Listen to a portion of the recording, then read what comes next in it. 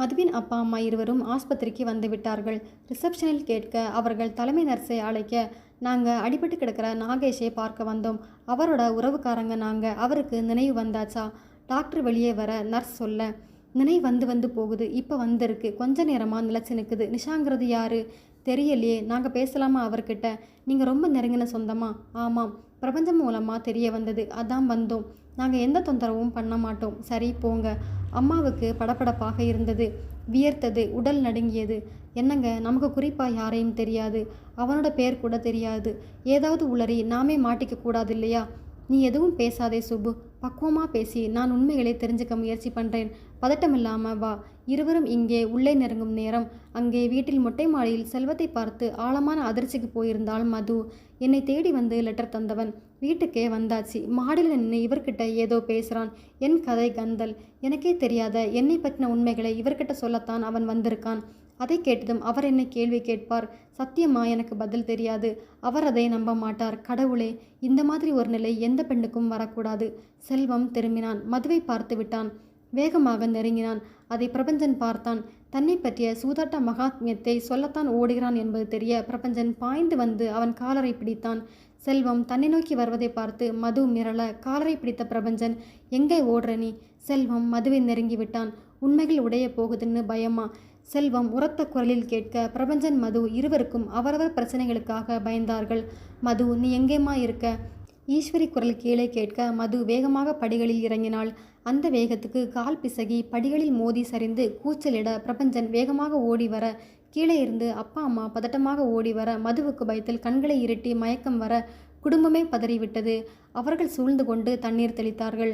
மது கண் விழித்தாள். ஒன்றும் பிரச்சனை இல்லையே மது? ஏமா அப்படி வேகமாக வந்த? மது எழுந்திருக்க முயன்றாள். காலை அசைக்க முடியவில்லை. வலி உயிர் போனது. சுளுக்கா இல்லை எலும்பு முறிவா என தெரியவில்லை. நகரக்கூட முடியவில்லை. ஆஸ்பத்திரிக்கு செல்லும் கட்டாயம். துரைசாமி ஆம்புலன்ஸுக்கு சொன்னார். செல்வத்தை யாரும் கவனிக்கவில்லை. ஆம்புலன்ஸ் வந்துவிட்டது. ஆட்கள் வந்து பக்குவமாக அவளை தூக்கி ஆம்புலன்ஸில் கிடத்த குடும்பமே ஏறிக்கொள்ள அப்போதுதான் அப்பாவுக்கு செல்வம் ஞாபகம் வந்தது. ஆவேசமாக திரும்பினார். ராஸ்கல், நீ வந்தாலே பிரச்சனை வருது. இந்த பக்கம் நீ வந்தா கொல்லுவேன் உன்னை. போடா. ஆம்புலன்ஸ் புறப்பட செல்வம் பைக்கை உதைத்தான். இங்கே வீட்டில் பிரபஞ்சன் மனைவி கிட்ட என்னால் பேச முடியாது. ஆஸ்பத்திரி தெரிஞ்சு போச்சு. அங்கே பார்த்துக்கிறேன். அப்பா துரைசாமி ஆம்புலன்ஸில் இருந்தபடி மதுவின் அப்பாவுக்கு ஃபோன் செய்ய நம்பர்களை ஒற்றினார். அந்த நேரம் அவர்கள் இருவரும் நாகேஷ் இருந்த அறைக்குள் நுழைந்தார்கள். மெல்ல அருகில் வர நாகேஷ் விழித்திருந்தான். அருகில் வர, நீங்கள் யாருன்னு தெரியலையே. தெரியாது. எங்களை நீங்கள் பார்த்தது இல்லை. ஆனால் உங்கள் நிலைமை தெரிஞ்சு நாங்கள் இங்கே வந்திருக்கோம். அவன் கண்களில் குழப்பம் இருந்தது. நாகேஷ், நாங்கள் மதுவோட அப்பா அம்மா. யார் மதுன்னு எனக்கு தெரியல. இருவர் கண்களிலும் குழப்பம். திரும்பி நாகேஷை பார்க்க அப்பாவுக்கு ஃபோன் வந்தது. எடுத்தார். பேசினார். பதறிவிட்டார். எந்த ஆஸ்பத்திரி? நாங்கள் உடனே வரோம். என்னங்க, யாருக்கு என்ன? நம்ம மது படிக்கட்டில் விழுந்து நடக்க முடியலையாம். சீக்கிரமா வா சுப்பு. இப்போ நமக்கு பொண்ணு தான் முக்கியம். இருவரும் வேகமாக வந்து ஆட்டோவை அழைத்தார்கள். டிராஃபிக் அதிகமாக இருந்ததால் ஆட்டோ வரவில்லை. அந்த லெட்டருக்கு பிறகு அவளுக்கு மனசே சரியில்லைங்க. நாம் பெருசாக எதையோ மறைக்கிறோம்னு அவன் நினைக்கிறா. அவன் முட்டாள் இல்லை. அங்கே எதையும் காட்டிக்க முடியாது. தவிக்கிறா. அதான் தடுமாறி படிகளில் விழுந்திருக்கா. பாவம்ங்க. ஒன்றும் பிரச்சனை இருக்காது. இவன் என்னங்க மதுன்னு யாரையும் எனக்கு தெரியாதுன்னு சொல்கிறான். அதுதானே நிஜம். எந்த நிலையில் அவளை நம்ம கொடைக்கானல் ஆஸ்பத்திரியில் பார்த்தோன்னு உனக்கு மறந்து போச்சா? சரிங்க, எதுவுமே தெரியாதால் எப்படிங்க தெளிவா லெட்டரில் இவ பேரை சொல்லி எழுத முடியும்? அவர் முழுமையாக தெளியலை. விடு சுப்பு. அதை பற்றி யோசிக்க இதுவா நேரம்? முதல்ல நம்ம பொண்ணை போய் பார்க்கலாம். மற்றது அப்புறம். ஆம்புலன்ஸ் ஆஸ்பத்திரியில் வந்து நிற்க ஸ்ட்ரெச்சரில் அவளை படுக்க வைத்து வேகமாக கொண்டு போனார்கள். அப்பா, நாகேஷ் இருக்கிற அதே ஆஸ்பத்திரிக்கு வந்துட்டீங்களா? தம்பி, உனக்கும் எனக்கும் தெரிஞ்ச நல்ல ஆஸ்பத்திரி இதுதானே. அவளை உள்ளே கொண்டு போய் டாக்டர்கள் பரிசோதிக்க இவர்கள் வெளியே. சுப்பு, சம்மந்தி சொன்ன ஆஸ்பத்திரி இதுதான். அதை பதட்டத்தில் நான் கவனிக்கல.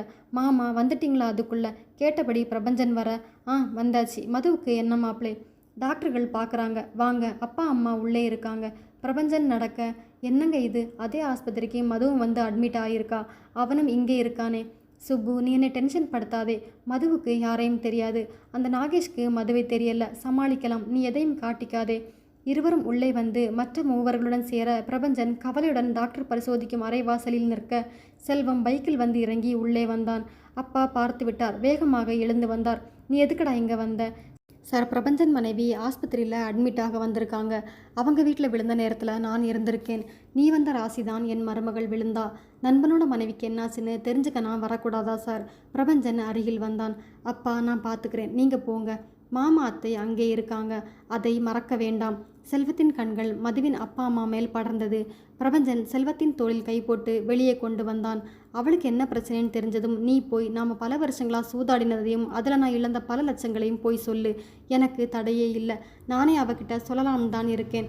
ஐயா, உன் ரகசியத்தை சொன்னால் பெரிய புயல் வரப்போறதில்ல. உன் பொண்டாட்டி ரகசியம் உனக்கு தெரிய வந்தா பூகம்பமே வெடிக்கும். அதை வச்சு சிலரை தேத்ததானே நான் வந்திருக்கேன். என்ன பேச்சே இல்லை, கிளம்பு. அதற்குள் டாக்டர் வந்துவிட பிரபஞ்சன் ஓடினான். மற்றவர்களும் இருக்க கணுக்காலில் முட்டு பிசகி இருக்கு. ஆஸ்பத்திரியில் 4-5 நாள் இருக்க வேண்டி வரும். அப்புறமா வீட்டுக்கு போய் 3 வாரம் பெட் ரெஸ்ட்டில் இருக்கணும். சரியாயிடும். பயந்துட்டாங்க, அதனால் பிபி நல்லா ஏறி இருக்கு. ஆக்சிஜன் லெவல் குறைஞ்சிருக்கு. ஐயோ, பயப்பட எதுவும் இல்லையே. ஈஸ்வரி பதற. அதெல்லாம் நாளைக்குள்ளே சரியாகுமா? பிரச்சனை மூட்டு மட்டும்தான். இப்போவே ஸ்பெஷல் ரூம் அலாட் பண்ணியாச்சு. மாவு கட்டு போட்டு ரூமுக்கு கொண்டு வந்துடுவோம். கட்டிலை விட்டு அசையாமல் பார்த்துக்கணும். யாராவது ஒருத்தர் கூட இருங்க. நான் இருக்கேன். என்ன ஏக காலத்தில் அம்மா மாமியார் இருவரும் சொல்ல 2 பேருமே வேண்டாம். நான் இருந்து மதுவை பார்த்துக்கிறேன். பிரபஞ்சன் சொல்ல, மாப்பிள்ளை பெண்கள் யாராவது இருந்தால் பல விதத்திலும் அவளுக்கு வசதியாக இருக்கும் இல்லையா? சம்மந்தி அம்மா, அவன் இனிமே எல்லாம் பழகணும். அவனே இருக்கட்டும். இந்த 1 வாரம் தேனிலவுக்கு போயிருந்தா மாலத்தீவில் இருப்பாங்க. அதே ஹனிமூனை மனசளவில் இங்கே கொண்டாடட்டும். விட்டுருங்க. ஈஸ்வரி சொல்ல துரைசாமி ஆமோதித்தார். ஆமாங்க, நாமெல்லாம் தினசரி சாப்பாடு ட்ரெஸ்ஸுன்னு கொண்டு வந்து பார்த்துக்கலாம். மனைவியோட கஷ்டங்களை புருஷன் புரிஞ்சுக்கணும். அவளுக்கு கட்டு போட்டு அறைக்கு கொண்டு வந்தார்கள். கொஞ்சம் அழுதாள். ரொம்ப வலிக்குதாம்மா. மாமியார் அவள் கூந்தலை தடவி விட அம்மா கண் கலங்க. எல்லாருக்கும் கஷ்டம் கொடுக்குறேன் நான். அதெல்லாம் இல்லைம்மா, உன் புருஷன் தான் உன் கூட இருக்க போகிறான். அதனால் உனக்கு வலியே தெரியாது. தேனிலவு இங்கே தான். இது எந்த ஆஸ்பத்திரி மாமா? அந்த நாகேஷ் இருக்காரே, அதே ஆஸ்பத்திரி தான்மா. அதிர்ச்சியில் மாறிய தன் முகத்தை மறைக்க மது ரொம்ப கஷ்டப்பட்டாள். அப்பா அம்மாவுக்கு அது நன்றாக புரிந்தது. பேச வழியில்லை. அவர் ஆம்பளை. இந்த மாதிரி படுக்கையில் இருக்கிற என்னை நான் இருக்கேன்னு சொன்னேன்மா. மாப்பிள்ளை கேட்கல. அம்மா முனகலாக சொல்ல, மது, உன் கூட நான் தான் இருக்க போகிறேன். அதில் மாற்றம் இல்லை. அப்படியே என் நண்பன் நாகேஷையும் பார்த்துப்பேன். அவர் தெளிஞ்சிட்டா அவரே உன்னை கண்டிப்பாக பார்ப்பார். பிரபஞ்சன் பேச பேச மதுவுக்கும் அவளை பெற்றவர்களுக்கும் மூச்சு முட்டியது. ஒரு நர்ஸ் உள்ளே வந்தாள். கூட்டம் போடாதீங்க, ஒரு அட்டெண்டர் மட்டும் இருந்தால் போதும். மற்றவங்க புறப்படுங்க சார். 2 பெற்றவர்களும் வெளியே வந்தார்கள். பேசிவிட்டு கலைய மதுவின் அப்பா அம்மாவுக்கு பெரும் தவிப்பாக இருந்தது. இந்த 1 வாரத்தில் என்ன நடக்குமோ? மதுவின் அப்பா அம்மா வீட்டுக்கு வந்து விட்டார்கள். அம்மா சுப்பு பூஜை அறைக்குள் நுழைந்து உட்கார்ந்து விட்டாள். ஏன் எங்கள் மகளை இத்தனை சோதனை பண்ணுற? அவள் எந்த ஒரு பாவமும் பண்ணலையே. அவளுக்கே புரியாமல் தொடர்ந்து அவளுக்கு நீ கஷ்டங்களை கொடுக்கறது நியாயமா? அவளது கடந்த கால கரைப்படைஞ்ச நாட்களை அவளுக்கே தெரியாமல் நாங்கள் 2 பேரும் மறைச்சிருக்கோம். இப்போ எங்கேருந்து முளைச்சான் இந்த நாகேஷ்? அவனே ஒரு லெட்டர் எழுதி அதை யார் மூலமாக கொடுத்து அனுப்பி ஒரு புயலை கிளப்பி இருக்கான். மது கேள்விகளால் எங்களை துளைக்கிறா. அந்த நாகேஷ் யாருன்னு மது கேட்குறான். அதே ஆஸ்பத்திரியில் மது அட்மிட் ஆகணுமா? நான் தான் இருப்பேன்னு மாப்பிள்ளை பிடிவாதம் பிடிக்கணுமா? நாங்கள் இருந்தால் பல பிரச்சனைகளை இந்த 1 வாரத்தில் சரி கட்டலாம். சுப்பு கணவனிடம் வந்தாள். என்னங்க, எங்களால் மதுவை நினச்சி நிம்மதியாக தூங்க முடியல. நாங்களே ஆஸ்பத்திரியில் இருக்கோம். மாப்பிள்ளை நீங்கள் சொல்லக்கூடாதா? அவர் புருஷன். நாம் ரொம்ப கட்டாயப்படுத்த முடியாது சுப்பு. அவருக்கு நம்ம மேலே கோபம் வந்தால் அதுவும் நல்லதுக்கு இல்லை. அந்த நாகேஷுக்கு மதுங்கிற பேர் தெரிஞ்சிருக்க நியாயம் இல்லை. ஆனால் இவளை பார்த்தா தெரியும் இல்லையா? அந்த ஆளை தலையில் அடிபட்டு சாக கிடந்தவர். அவர் எழுந்து வந்து இவனை பார்க்க போறாரா? இவ கால் உடைஞ்சவ. அவர் ரூமுக்கு போக வாய்ப்பே இல்லை. அப்புறமா எதுக்கு கவலை? சரி, லெட்டர் போட்டு உன் பொருளை உன்கிட்ட ஒப்படைக்க நான் வருவேன். உன் கல்யாண பரிசானை எழுதுனது ஏன்? எனக்கு புரியலை சுப்பு, நீ குழப்பாதே. அம்மா திரும்பவும் வந்து கடவுளை தஞ்சமடைந்தாள். அந்த நாட்கள் மனசுக்குள் வேகமாக வட்டமடிக்க பவித்ரா ஃபோன் செய்து மதுவை ஆஸ்பத்திரியில் சேர்த்திருப்பதாக கொடைக்கானலிருந்து தகவல் சொல்ல இருவரும் மதுரையிலிருந்து புயல் வேகத்தில் புறப்பட்டார்கள். அங்கே பெரிய ஆஸ்பத்திரி. மது மயக்கமாக இருந்தாள். பவித்ரா அவள் பக்கத்தில். என்னம்மா நடந்தது? எங்கள் கூட வந்த அஸ்வினி, கீதா புறப்பட்டாச்சு. நாங்கள் ஊரை சுற்றிட்டு வந்தோம். நான் தலைவலின்னு படுத்துட்டேன். சாப்பிட பிடிக்கல. மது மட்டும் சாப்பிட்டா. எங்கள் குக் சமைச்சது ரொம்ப பிரமாதம். நான் ஒரு பிடி பிடிச்சேன்னு என்கிட்ட வந்து சொல்லிட்டு விளக்கையும் அணைச்சிட்டு படுத்தா. காலையில் நான் எழுந்து பார்த்தா தூங்கிட்டே இருந்தா. நான் எழுப்பியும் எழுந்திருக்கல. ராத்திரி போன சமையலம்மா காலையில் வந்து பார்த்து மயக்கம்னு சொன்னாங்க. நான் ஆம்புலன்ஸ் வரவழைச்சி ஆஸ்பத்திரிக்கு கொண்டு வந்தேன். டாக்டர் வந்தார். ஒரு பெண் டாக்டரும் உடன் வந்தார். 2 பேரும் உள்ளே வாங்க ப்ளீஸ். இருவரும் வர உங்கள் மகளுக்கு நினைவு திரும்பல இன்னும். நீங்கள் அதிர்ச்சி அடையாமல் கேளுங்க. நேற்று ராத்திரி 10 மணிக்கு மேலே அவளை மயக்கப்படுத்தி யாரோ பலவந்தமாக உடலுறவு கொண்டிருக்காங்க. கிட்டத்தட்ட இது ரேப் தான். இருவரும் அலறிவிட்டார்கள். அதிர்ச்சியில் நிலைகுலைந்தார்கள். அந்த பெண் பவித்ராவோட அப்பா முத்துராஜ், பெரிய மனுஷன். அவரோட கெஸ்ட் ஹவுஸில் இது நடந்திருக்கு. இந்த ஆஸ்பத்திரியில் அவர் பங்குதாரர். அதனால் இந்த செய்தி வெளியில் போகக்கூடாதுன்னு அவர் நினைப்பார். நீங்கள் போலீஸில் புகார் செஞ்சாலும் குற்றவாளியை கண்டுபிடிக்கிறது ரகசியமாக தான் நடக்கும். மது அப்பா குமுறி விட்டார். எங்கள் மகளுக்கு ஒரு சீரழிவு நடந்திருக்கு. அதை சும்மா விட சொல்கிறீங்களா? உங்கள் குமுறல் புரியுது சார். சரி, ஆள் யாருன்னு தெரிஞ்சா உங்களால் அதை பகிரங்கப்படுத்த முடியுமா? உங்கள் மகள் இழப்பு இழப்பு தானே.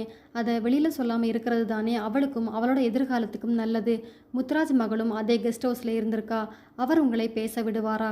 இழப்பும் பகையும் ஒரே நேரத்தில் உங்களுக்கு வந்தால் அதை தாங்கிக்கிற சக்தி உங்களுக்கு இருக்கா? உங்கள் நலன் கருதி தான் இதை நாங்கள் சொல்கிறோம். இது அந்த பவித்ராவுக்கு தெரிஞ்சாலே ஆபத்து. யோசனை பண்ணுங்க. சுப்பு இழுத்து வந்தால் தன் கணவரை.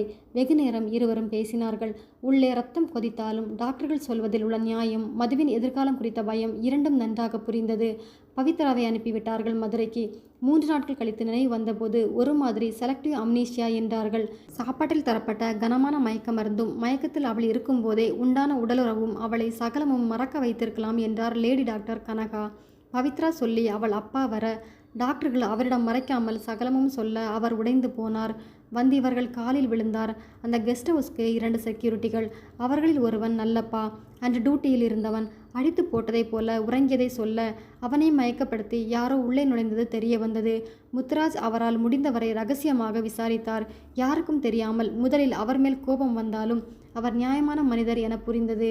இவர்களை ஆஸ்பத்திரியில் ஸ்பெஷலாக கவனிக்க வைத்து இந்த அம்னீஷியாவை குணப்படுத்தி தான் அவர்களை அனுப்புவது என முடிவெடுத்து சகல செலவுகளையும் அவர் ஏற்றுக்கொண்டார். 50 நாட்களில் பெற்றவர்களின் தலையில் இடி இறங்கியது. அது மது கர்ப்பமான செய்தி. பழைய ஞாபகங்களும் இல்லை. பெற்றவர்களையே மதுவுக்கு தெரியவில்லை. இதிலிருந்து எப்போது அவள் மீண்டு வருவாள் என தெரியாமல் இருவரும் தினம் தினம் புழுவாக துடிக்க 50 நாட்கள் கழித்து அவள் கர்ப்பம் என்ற செய்தி வர உயிரையே பறித்து வீசியது போல இருந்தது. அவளை மயக்கப்படுத்தி யாரோ ஒரு பாவி அவளை நாசமாக்கியதால் வந்த விளைவு அம்னீஷியா. இப்போது கர்ப்பம் என்ற அடுத்த அதிர்ச்சி. இதை முத்துராஜிடம் சொல்லலாம் என்றால் அவர் வெளிநாட்டில். யாரிடம் சொல்லி என்ன லாபம்? கணவனும் மனைவியுமாக குழம்பி 3 நாட்கள் கண் மூடாமல் யோசித்து இறுதியில் அதை கலைத்து விடலாம் என தீர்மானித்து டாக்டர் கனகாவை சந்திக்க நானும் முதல்ல அப்படித்தான் யோசித்தேன். ஆனால் அதுக்கான வாய்ப்பு இல்லைங்க. ஏன் இல்லை? இது அவளுக்கே தெரியாமல் நடந்த விபத்து. இதை கிளறி அந்த மிருகத்தை வேட்டையாடாமல் விட காரணம் அவளோட எதிர்காலத்தை கருதித்தான். இதை அவ ஏன் சுமக்கணும்? சார், இப்போ நான் சொல்கிற காரணம் அவள் உடல்நிலை கருதி. ஓவர் டோஸ் மயக்க மருந்தும் மயக்கத்தில் அவளை கையாண்டதும் அம்னீஷியாவில் கொண்டு போய் விட்டுருக்கு. அவளோட இதயமும் பலவீனமாக இருக்குது. நரம்புகளில் பிரச்சனை. அது மட்டும் இல்லை, இந்த கரு கர்ப்பப்பையில் உருவாகலை, ஃபெலோஃபியன் டியூப்பில் ஃபார்ம் ஆகிருக்கு. அதனால் அபாஷனுக்கு உடம்பு தாங்காது. அம்னீஷியா வேற. அது குணமாகணும் இல்லையா? பல காம்ப்ளிகேஷன்ஸ் இருக்குமா? உங்களுக்கு மது முழுசாக வேணும் இல்லையா? இருவரும் உடைந்து போனார்கள். டாக்டர் கனகா சில மருத்துவ நிபுணர்களை கலந்து பேச அவர்களும் இதையே சொன்னார்கள். அதை பதிவு செய்து பெற்றவர்களுக்கு அனுப்பினால் எல்லா வழிகளும் அடைக்கப்பட செய்வதறியாது இருவரும் நின்றார்கள். பெற்றவர்களை கூட புரிந்து கொள்ள முடியாத நிலையில் மது, நாங்கள் தாண்டி உன்னை பெத்தவங்க என சொல்ல அதை மது ஏற்றுக்கொண்டாள். பெற்றவர்களுக்கு இந்த நிலையில் மகளை பார்க்க வயிறு எரிந்தது. ஆனால் விதி அவர்களை கொடூரமாக தண்டிக்க. அப்படி என்ன, இதை சுமந்து அவ பெத்துக்கணுமா? வேற வழி இல்லை. ஏன்னா கருவி கலைக்க போய் வேற ஏதாவது புது பிரச்சனை தலை தூக்கினா பிரசவ நேரத்தில் அம்னீஷியா குணமாக வாய்ப்புகள் அதிகம். குணமாகி என்ன லாபம் டாக்டர்? கையில் குழந்தை, அதை தந்தவன் யாருன்னு தெரியாமல் நினைவு திரும்பினா அதை மதுவால் தாங்கிக்க முடியுமா? என்ன ஏமா பிழைக்க வச்சேன்னு கேட்க மாட்டாளா? இதுக்கு எனக்கு பதில் தெரியல. 2 உயிர்களை பலி கொடுக்க எந்த ஒரு டாக்டரும் சம்மதிக்க மாட்டாங்க. 50 நாள் சமாளிச்சாச்சு. இனியும் ஊருக்கு போகலைன்னா என் பிஸ்னஸ் அடிபடும். இங்கேயே இருக்க முடியாது. ஊர் திரும்பினா உண்மை வெளியில் வந்துடும். என்ன செய்கிறதுன்னே தெரியல. மேலும் 2 நாட்கள் இருவரும் யோசித்தார்கள். ஊட்டியில் அவருக்கு ஒரு பேக்கரி இருந்தது. நல்ல வியாபாரம் உள்ள கடை. ஆட்கள் பார்க்கிறார்கள். அங்கு போகலாம் என முடிவு செய்ய கனகா டாக்டர் தன் தோழி அங்கு டாக்டராக இருப்பதாக சொல்லி, நான் எல்லாம் சொல்லி லெட்டர் தரேன், அகிலா கிட்ட ஃபோனில் பேசுகிறேன், மதுவோட மெடிக்கல் ரிப்போர்ட்டுகளை அகிலாவுக்கு அனுப்புகிறேன், அவள் என்னை விட சீனியர், திறமைசாலி, மனிதாபிமானம் அதிகம் உள்ளவள், உங்களை நல்லா புரிஞ்சுக்கிட்டு நல்ல ஆலோசனைகளையும் தருவா. இருவரும் சம்மதித்து டாக்டர் கனகா அகிலாவிடம் எல்லாம் பேசி ரிப்போர்ட்டுகளை அனுப்ப மது அப்பா பேக்கரி ஆட்களிடம் பேசி வேண்டிய ஏற்பாடுகளை செய்ய மது அழைத்து கொண்டு ஊட்டிக்கு புறப்பட்டார்கள் இருவரும். இந்த நிலையில் மது ஒரு குழந்தை, அவள் வயிற்றில் ஒரு குழந்தை. ஊட்டியில் அவருக்கு பேக்கரி வர்த்தகம் இருந்ததால் ஆட்களிடம் சொல்லி வீட்டை ஏற்பாடு செய்து விட்டார்கள். எல்லாம் வசதியாக இருந்தது. மது தனக்கு நடப்பது தெரியாமல் இயல்பாக இருந்தாள். டாக்டர் அகிலாவை சந்திக்க எல்லாம் கனகா சொன்னாங்க, நீங்கள் 2 பேரும் இந்த காலகட்டத்தை ரொம்ப கவனமாக கடக்கணும். அது முக்கியம். அவளுக்கு நடந்த எதுவும் தெரியல. கடந்த காலம் நினைவில் இல்லை. நீங்கள் பதட்டப்பட்டா அவளும் காரணம் புரியாமல் பதறுவா. அது அவளுக்கு ஆபத்து. அடக்கி வாசிங்க. இன்னொரு சிசுவையும் சுமக்கணும். நாங்கள் பேசுகிறது சுலபம் டாக்டர், ஆனால் வாழ்ந்து பார்க்கும்போது அந்த வலி தெரியுது. மதுவை நன்றாக பராமரித்தார்கள். அம்மா ரகசியமாக கணவரிடம் அழுதாள். இதுவே அவள் கல்யாணமாகி முறையாக எல்லாம் நடந்து சுய நினைவோடு அவள் இருந்தா இந்த கர்ப்பம் நமக்கு எத்தனை ஆனந்தமாக இருக்கும். இப்போ அப்படியா இருக்கும்? எத்தனை கேள்விகள் மனசுக்குள்ளே. எல்லாத்துக்கும் எப்போ நமக்கு பதில் கிடைக்குமோ தெரியல. பிரசவ நேரம் நெருங்கிவிட்டது. மதுவும் ஒரு மாதிரி பயத்தில் இருக்க மது உறங்கும் நேரம் டாக்டர் அகிலா பெற்றவர்களை தனியாக அழைத்தாள். நான் சொல்கிறதை கவனமாக கேட்டுக்குங்க. இன்னும் 2 நாளில் பிரசவம் ஆயிடும். அதில் பிரச்சனை இல்லை. அவளுக்கு சுமக்கிறது தெரிஞ்சிருக்கு. பிரசவம் ஆனாலும் தெரியும். அதனால் பிரசவம் ஆனதும் அந்த குழந்தையே இங்கே ஒரு குழந்தைகள் காப்பகம் இருக்குது, அங்கே கொண்டு போய் விட நான் ஏற்பாடு செய்கிறேன். அது பாவம் இல்லையா டாக்டர்? மதுவுக்கு நினைவே திரும்பாமல் போனால் இந்த குழந்தை எல்லாருக்கும் பாரம். நினைவு திரும்பினா தனக்கு நடந்தது தெரிஞ்சு குழந்தையும் பார்த்தா மது நடைப்பிணமாவா? அவளை பார்த்து ஏங்கி உங்கள் 2 பேர் நிலை என்னாகும்? சமூகத்தில் அந்த குழந்தை தான் முறையில்லாமல் தகப்பன் பேர் தெரியாத குழந்தைன்னு அறிஞ்சா அதோட மனநிலை என்ன? களங்க முத்திரையை விட அனாதை முத்திரை கௌரவம் இல்லையா? யோசிங்க. அவளும் தெளிஞ்சா கடந்த கால இருட்டை அவளுக்கு அறிவிக்காமல் ஒரு புது வெளிச்சத்தை அவளுக்கு காட்ட நீங்கள் முயற்சி செய்யலாம் இல்லையா? யோசனை பண்ணுங்க. பதட்டம் பலனை தராது. நாளைய விடியலுக்கு பயந்து நீங்கள் கதவை ஜன்னல்களை அடைச்சா சூரியன் உதிக்காமல் போகுமா? டாக்டர் அகிலா சொன்னது அத்தனையும் நியாயமாக இருந்தது. அவளுக்கு தவிப்பு அதிகமாக, நார்மல் பிரசவத்துக்கு வாய்ப்பில்லை என டாக்டர் சொல்லி ஆபரேஷன் செய்துதான் குழந்தையை எடுக்க வேண்டும் என்றார். மறுநாள் காலையில் அட்மிட் செய்தார்கள். மாலை 6 மணிக்கு பெண் குழந்தை பிறந்தது. மதுவை போலவே இருந்தது. டாக்டர் சொன்னது நியாயம் என இவர்கள் ஏற்க குழந்தையை காப்பகத்தில் டாக்டர் கொண்டு சேர்த்து விட்டார்கள். ஆபரேஷன் என்பதால் 7 நாட்கள் கழித்து டிஸ்சார்ஜ் செய்து வீட்டுக்கு அழைத்து வந்தார்கள். மதுவிடம் படிப்படியாக மாற்றம் தெரிய தொடங்கியது. உடம்பிலுள்ள மாற்றத்தை அவள் கேட்க, டாக்டர் அகிலா, உனக்கு கர்ப்பப்பைக்கு பக்கத்தில் ஒரு பெரிய கட்டி, அதை ஆப்ரேஷன் பண்ணி எடுத்தோம் என ஒரு பெண்ணாக இருந்து மது புரிந்து கொள்ளும் வகையில் சொல்ல, அம்மாவும் சந்தேக நிவர்த்தி செய்ய கட்டி அகற்றப்பட்டதாக நம்பிய மது தனக்கு பிரசவம் நடந்ததோ ஒரு குழந்தை பிறந்ததையோ அறிய விடாமல் டாக்டரும் அம்மாவுமாக சாதுரியமாக மழுப்பி விட்டார்கள். முதலில் குழம்பிய மது நம்பிவிட்டாள். மேலும் 3 மாதங்கள் ஓட ஒரு நாள் கண் விழித்த போது மதுவுக்கு பழைய நினைவுகள் வந்துவிட்டன. அதை அறிந்த பெற்றவர்கள் பரவசமானார்கள். இந்த மாதிரி ஒன்று நடந்தால் என்ன பேச வேண்டும், மதுவை எப்படி நடத்த வேண்டும் என்பதற்கு டாக்டர் அகிலா 6 மாதங்களாக பயிற்சி தர, மது கொடைக்கானலில் விட்ட இடத்தில் தொடங்க, நீ மயக்கமாயிட்ட, பவி உன்னை அட்மிட் பண்ணிட்டு எங்களை கூப்பிட்டா, நீ கோமாவுக்கு போயிட்ட, அப்புறமா ஸ்கேனில் கட்டி இருக்கிறதே டாக்டர் கனகா கண்டுபிடிச்சி ஊட்டிக்கு அனுப்ப, டாக்டர் அகிலா ஆப்ரேஷன் பண்ணி உன்னை குணமாக்க, உன் கோமாவும் விலக நீ பழையபடி ஆயாச்சு. இதை அழகா டாக்டரும் பெற்றவர்களும் மதும் நம்பும்படி சொல்ல முதலில் தவித்த மது நம்ப தொடங்கினாள். இவர்கள் காலகட்டத்தை குறைத்து தேதி வாரியாக சொல்ல அவளுக்கு சந்தேகம் வரவில்லை. ஒரு சின்ன இடைவெளி கூட இவர்கள் தரவில்லை. இனி ஊட்டி வேண்டாம் என முடிவெடுத்து சென்னையிலும் அவருக்கு சூப்பர் மார்க்கெட் கிளை இருப்பதால் சென்னை வந்து தெரிந்தவர்கள் மூலம் மதுவுக்கு நல்ல வேலை வாங்கி கல்யாணமும் குறித்து எல்லாம் சரியாகத்தான் நடந்தது. பழைய இருட்டான நாட்களை மூடிவிட்டதாக இவர்கள் நினைக்க, நாகேஷ் என்ற ஒருவன் வந்து அதை திறப்பான் என யாருக்கு தெரியும்?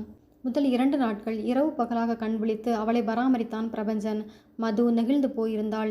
2 அப்பா அம்மாக்களும் வந்து பார்த்து கொண்டார்கள். அத்தே, ஒரு அம்மா கூட இந்த அளவுக்கு பராமரிக்க முடியாது. அதை விட ரொம்ப நல்லா பார்த்துக்கிறார் உங்கள் பிள்ளை. தேனிலவு என்னால் ரத்தாயிடுச்சு. எனக்கு மனசுக்கு ரொம்ப வேதனையாக இருக்குது. அதுக்காக நீ சந்தோஷப்படும் மது. என்னத்தை சொல்கிறீங்க? பெரும்பாலும் தேனிலவுல கணவன் மனைவிக்குள்ள உடல் ஈர்ப்பு மட்டும் இருக்கும். ஆனால் இங்கே மனசுகள் சங்கமிச்சு அவனை நீ ஒரு அம்மாவை நினைக்கிற அற்புதம் நடந்திருக்கு. பல வருஷங்கள் கழிச்சு நடக்க வேண்டியது இப்போவே நடந்திருக்கு பாரு, பெருமையாக இருக்குது. மதுவின் அப்பா அம்மா அதே தவிப்பில் இருந்தார்கள். பிரபஞ்சன் போய் நாகேஷை பார்க்க இவர்களின் பதட்டம் அதிகமானது. 4வது நாள் மதுவுக்கு பிசியோதெரப்பி டாக்டர் வந்து பயிற்சி தரும் நேரம். செல்வம் வந்தான். அது முடிந்ததும் செல்வத்தை பிரபஞ்சன் உள்ளே அழைத்து வர மது பதட்டமானாள். மது, இவன் செல்வம். இவனை பார்த்த அன்னைக்கு தானே நீ படிகளில் விழுந்த. இவன் எதுக்கு இங்கே வரான்னு தெரியுமா? மதுவுக்கு பதட்டம் அதிகமானது. மது, என்னை பற்றிய ஒரு உண்மையை, என் கடந்த கால கரையை, கசப்பை இப்போ நான் உனக்கு சொல்ல போகிறேன். மது குழப்பமாக பார்க்க, பிரபஞ்சன் தனது சீட்டாட்ட வெறி, அதில் தொலைத்த லட்சங்கள், அதனால் பெற்றவர்களின் கசப்புக்கு ஆளானது, கல்யாணத்தன்று கூட ஆடியது, அன்றிரவு ஜெயித்து அவளுக்கு பட்டு சேலை வாங்கி வந்தது, இப்போது ஒரேடியாக சூதாட்டத்தை தலைமுழுகியது என எதையும் விடாமல் சொன்னான். நீ என் மகாராணி. உன் ராசி தொடர்ந்து சீட்டில் ஜெயிச்சேன். ஆனால் இனி ஆடுறதில்லேன்னு முடிவெடுத்துட்டேன். அதுவும் நீ வந்த ராசின்னு அப்பா அம்மாவுக்கு ஒரே சந்தோஷம். என்னோட கடந்த கால பலவீனத்தை உன்கிட்ட சொல்லி நம்மை பிரிக்க வந்திருக்கான் இந்த செல்வம். போதுமாடா, இனி இந்த ஆஸ்பத்திரியில் உனக்கு வேலை இல்லை, நீ போகலாம். மது நொந்து போனாள். இவன் வருவது அதற்காக அல்ல, என்னை பற்றி உங்ககிட்ட சொல்லத்தான். வீட்டு மாடியில் அவன் சொல்லியிருந்தா என்ன அம்மா மாதிரி இவர் கவனிச்சிருப்பாரா? இவர் மனசை திறந்து எல்லாம் சொல்லிட்டார். நானும் இனி மறைக்கக்கூடாது, அது துரோகம். என்ன நடந்தாலும் சரி, என் வாழ்க்கையை இல்லாமல் போனாலும் சரி, நான் இவர்கிட்ட லெட்டர் விவகாரத்தை சொல்லியே ஆகணும். டாக்டர் உள்ளே வந்தார். பிரபஞ்சன், நாகேஷ் இப்போ தெளிவாக இருக்கார். அவர் நல்லா பேசுகிறார். இதுக்கு முன்னால் குழப்பமாக இருந்தார், இப்போ இல்லை. நீங்கள் வர முடியுமா? வரேன் டாக்டர். மது, நான் நாகேஷை பார்த்துட்டு வந்துடுறேன். பிரபஞ்சன் போனதும் செல்வம் அதிர்ச்சியானான். நாகேஷா? இந்த ஆள் பேர் தானே லெட்டரில் இருந்தது. அவனா இவன்? இந்த ஆஸ்பத்திரியில் தான் இருக்கானா? மதுவை செல்வம் விஷமாக பார்த்தான். உங்கள் கல்யாணம் மொய் கவரில் இந்த லெட்டரும் வந்தது. பிரபஞ்சன் மொய் பணத்தோட சீட்டாட வந்தப்ப அந்த லெட்டர் என் கைக்கு வந்தது. எனக்கும் நாகேஷை தெரியாது. இங்கே தான் இருக்கானா? சீட்டு விளையாட வரமாட்டானா உன் புருஷன்? நீ லெட்டரை கிழிச்சிருக்கலாம், ஆனால் என் மொபைலில் அது இருக்குது. சீட்டு விளையாடுறதை விட மற்றவங்க வாழ்க்கையோட விளையாடுறது ருசிகரமாக இருக்குமே. யார் அந்த நாகேஷ்? நானும் பார்த்துட்டு வந்துடுறேன். செல்வம் வெளியேற மது ஒரு மாதிரி மறத்து போயிருந்தாள். இவன் சொல்லியோ அல்லது நாகேஷ் பேசியோ எனக்கே தெரியாத உண்மைகள் வெளியே வரும் நேரம் இது. அவர் என்னை வெறுத்து ஒதுக்கலாம். இந்த 3 நாள் வாழ்ந்த வாழ்க்கை போதும். அவளது அப்பா அம்மா உள்ளே வர சகலமும் சொல்லி கதறிவிட்டாள் மது. எல்லா உண்மைகளும் உடையிற நேரம் வந்தாச்சு. இப்போவாவது சொல்லுங்க, என் வாழ்க்கையில் நீங்கள் 2 பேரும் மறைச்ச உண்மைகள் என்ன? அம்மா வாயை திறக்க நர்ஸ் உள்ளே வந்தாள். சீப் டாக்டர் ரவுண்ட்ஸ் வரார். நீங்கள் 2 பேரும் வெளியில் இருங்க. கூட்டம் போட்டால் எங்களை திட்டுவாங்க. இருவரும் வெளியே வந்தார்கள். சுப்பு, மற்றவங்க சொல்லி தெரியறதுக்கு முன்னால் நாமே எல்லாத்தையும் மதுவுக்கு சொல்லிடலாம். பிரபஞ்சன் உள்ளே வந்தான். நாகேஷ் அவனை வணங்க பிரபஞ்சன் அருகில் வந்து உட்கார்ந்தான். நீங்கள் பிழைச்சாச்சு நாகேஷ், அது போதும். எனக்கு மறுஜென்மம் தந்த கடவுள் பிரபஞ்சன் நீங்கள். அன்னைக்கு திண்டுக்கல்ல நான் தவிச்சு நின்னப்ப நீங்கள் என்ன தாங்கி பிடிக்கலையா? அதெல்லாம் ஒன்றுமே இல்லை. சாக இருந்த என்ன பிழைக்க வச்சிட்டிங்களே பிரபஞ்சன். இதுக்கு நான் என்ன கைமாறு செய்ய போகிறேன்? அது மனிதாபிமானம் நாகேஷ். அது போகட்டும். உங்கள் குடும்பத்தார் பற்றி எனக்கு தெரியாது. அவங்களுக்கு தகவல் தர வேண்டாமா? நான் ஒரு அனாதை. எனக்கு இன்னும் யாரும் இல்லை. நான் செஞ்ச மிகப்பெரிய பாவம் தான் என்னை மரணம் வரைக்கும் கொண்டு வந்திருக்கு. அதை நான் சொல்லி ஒரு பொறுப்பை உங்ககிட்ட ஒப்படைக்கணும். என்ன சொல்கிறீங்க? நிஷான் ஒரு பேரை நீங்கள் சொன்னதா டாக்டர் சொன்னார். யார் அது? நாகேஷ். என்னோட 1 வயசு பெண் குழந்தை. எனக்கு குடிப்பழக்கம் உண்டு. அதன் காரணமாக போதையில் பெரிய பாவத்தை செஞ்சிட்டேன். சில சமயம் குடிச்சிட்டு கொடைக்கானலில் ஒரு கெஸ்ட் ஹவுஸ் போய் தங்குவேன். அந்த ஓனருக்கு தெரியாது. அங்கே உள்ள ஒரு வாட்ச்மேனுக்கு நிறைய பணம் தருவேன். அங்கே ஒரு அம்மா சமைக்க வரும். அது என்னை பார்த்ததில்லை. வாட்ச்மேன் எனக்கு சாப்பாடு எடுத்து வைப்பான். அந்த நாள் நான் லேசான போதையில் அங்கே போனப்போ ஒரு பெண் கதவை தாப்பா போட்டுட்டு தூங்க போயிட்டா. இன்னொருத்தி யாருமில்லைங்கிற தைரியத்தில் சுதந்திரமாக தன் ஆடைகளை கலந்து நைட்டிக்கு மாற அதை பார்த்து நான் மிருகமானேன். உள்ளே போன சரக்கு என்னை உசுப்பி விட போதைக்காக நான் சரக்கில் கலக்க வச்சிருந்த மாத்திரையை அவள் சாப்பாட்டில் நிறைய கலந்தேன். வாட்ச்மேனை பணம் தந்து வீட்டுக்கு அனுப்பிட்டு இன்னும் கொஞ்ச நேரம் சரக்கை ஏற்றினேன். அரை மணியில் அவள் ஆழமான மயக்கத்துக்கு போக அவளை கலைச்சேன். அது முடிஞ்சதும் அங்கே இருக்கக்கூடாதுன்னு வெளியில் வந்துட்டேன். மறுநாள் தெளிஞ்சதும் நான் செஞ்ச பாவம் என்னை உறுத்த வாட்ச்மேனை போய் பார்க்க அந்த பெண்ணை கொடைக்கானல் ஆஸ்பத்திரியில் சேர்த்தது தெரிய வந்தது. அவள் கோமாவுக்கு போயிட்டாங்கிற தகவல் வர என் குற்ற உணர்ச்சி தாங்கல. முத்துராஜ் குற்றவாளி யாருன்னு தேடுறான்னு தெரிஞ்சப்ப நான் பயந்து திண்டுக்கல் வந்துட்டேன். அப்புறமா முத்துராஜ் வெளிநாட்டில் இருக்கிறதா பேப்பரில் படித்தேன். மறுபடியும் கொடைக்கானல் போய் ஆஸ்பத்திரியில் விசாரித்தப்ப கோமா தெளியாத பெண் கர்ப்பமாகி அதை கலைச்சா உயிருக்கு ஆபத்துன்னு அவளை பெற்றவங்க மகளை கூட்டிகிட்டு ஊட்டிக்கு போயிருக்காங்கன்னு தெரிய வந்தது. நான் செஞ்ச பாவம் ஒரு குடும்பத்தையே புரட்டி போட்டிருக்குன்னு தெரிய வந்ததும் என் மேலேயே எனக்கு வெறுப்பு வந்தது. நானும் தாழ முடியாமல் ஊட்டிக்கு போனேன். இங்குள்ள டாக்டர் கனகாவுக்கு அங்குள்ள டாக்டர் அகிலா தோழின்னு கண்டுபிடிச்சேன். நான் கிடைத்த பெண்ணை ஒளிஞ்சு நின்று பார்த்தேன். தன்னையே உணராத அவள் தாய்மை அடைஞ்சு நிற்கிறதை பார்த்து என் கண்ணில் ரத்தம் வடிஞ்சது. இந்த ரக பாவத்தை இதுவரைக்கும் நான் செஞ்சதில்லை. இதுதான் முதலும் கடைசியும். நான் அடிக்கடி ஊட்டிக்கு போனேன். அவளை பெற்றவங்க காலில் விழுந்து அவளை ஏற்றுக்க தயார்னு சொல்ல நினச்சேன். ஆனால் அவங்க கொலை வரியில் இருக்கிறதை புரிஞ்சுக்கிட்டேன். அவளுக்கு வலி எடுத்து குழந்தை பிறந்ததும் டாக்டர் அகிலா என் குழந்தையை அருகிலுள்ள காப்பகத்தில் சேர்த்தப்ப முதல்ல அதிர்ந்த நான் தங்கள் மகளோட கடந்த கால கரையை மறைக்க எடுத்த முடிவுதான்னு புரிஞ்சுக்கிட்டேன். என் குழந்தையை காப்பகத்தில் மறைஞ்சு நின்று பார்த்தேன். இவங்க 3 பேரும் ஊட்டியை விட்டு போனதும் நான் போய் என் குழந்தையை தத்தெடுக்க முடிவெடுத்தேன். சில ஃபார்மாலிட்டிகளை முடித்து என் மகள் நிஷா என் கைக்கு வந்தா. அப்பா நான் இருக்க அவளை அனாதையாக்க எனக்கு விருப்பமில்லை. ஆனால் தாய் இல்லாமல் ஒரு பெஞ்சு குழந்தையை தகப்பனால் வளர்க்க முடியாதுன்னு புரிஞ்சுக்கிட்டேன். தாய்ப்பால் கிடைக்காம அது அழும்போது நான் துடிப்பேன். அந்த பெண் காலில் விழுந்து குழந்தையை ஒப்படைக்க விவரங்களை சேகரித்து சென்னைக்கு வந்தேன். நான் வந்த நாள் அவள் கல்யாணம் முடிஞ்சாச்சு. இனி எனக்கு அவள் வாழ்க்கையில் இடமில்லை. என் மகளோட அழுகை எனக்கு வெறியை மூட்ட அடுத்த தப்பை செஞ்சேன். அவளுக்கு ஒரு கடிதம் எழுதி என் நண்பன் மூலம் கொடுத்து அவள் ரிசப்ஷனுக்கு அனுப்பினேன். அது அவள் கணவன் கைக்கு கிடச்சிருந்தா இந்த நேரம் அவள் வாழ்க்கை கேள்விக்குறியாகி இருக்கும். என் 2வது பாவத்துக்கு கிடச்ச தண்டனை தான் இந்த சாலை விபத்து. என் குழந்தை இப்போ காப்பகத்தில். நான் அதை தூக்கிட்டு திண்டுக்கல் போக நீங்கள் உதவுங்க பிரபஞ்சன். தனக்கு தெரிஞ்சு எந்த பாவமும் செய்யாத மது அவள் புருஷனோட நல்லா வாழணும் பிரபஞ்சன். நான் குழந்தையோட குறுக்க நிற்க மாட்டேன். என்ன பேர் சொன்னீங்க? மது. எந்த கல்யாண மண்டபம்? ரிசப்ஷன் நடந்த தேதி என்ன? நாகேஷ் எல்லாம் சொல்ல பிரபஞ்சன் எழுந்தான். கவலைப்படாதீங்க நாகேஷ். மது அவள் புருஷனோட நிச்சயமாக நல்லா வாழ்வா. அவளோட கசப்பான அவளுக்கே தெரியாத கடந்த காலம் வெளியில் வராது. அதுக்கு நான் உத்தரவாதம் தரேன். எல்லாத்தையும் நான் சரி பண்ணுறேன். உங்களை குழந்தையோட திண்டுக்கலுக்கு பத்திரமா அனுப்பி வைக்கிறேன், சரியா? நாகேஷ் கையெடுத்து கும்பிட பிரபஞ்சன் வெளியே வந்தான். மது இருக்கும் அறைக்கு வர, டாக்டர்கள் வெளியே வர, மாமனார் மாமியார் கலவரமாக காத்திருக்க பிரபஞ்சன் மட்டும் உள்ளே வந்தான். அதே தாய்மை உணர்வுடன் கூடிய பாசம். புரிந்து கொண்ட உத்தம புருஷன். அவள் மேல் தூசி கூட படாமல் பார்த்து கொள்வான். உங்களுக்கு இந்த வீடியோ பிடிச்சிருக்குன்னா லைக் பண்ணுங்கள், ஷேர் பண்ணுங்கள், சப்ஸ்கிரைப் பண்ணுங்கள் ஃப்ரெண்ட்ஸ். தேங்க்யூ.